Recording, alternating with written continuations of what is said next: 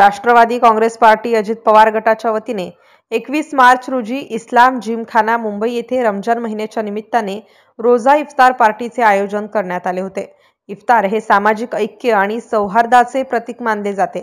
या निमित्ताने इफ्तार पार्टीला उपस्थित राहून मुस्लिम बंधू भगिनींना पवित्र रमजान महिन्याच्या शुभेच्छा दिल्या।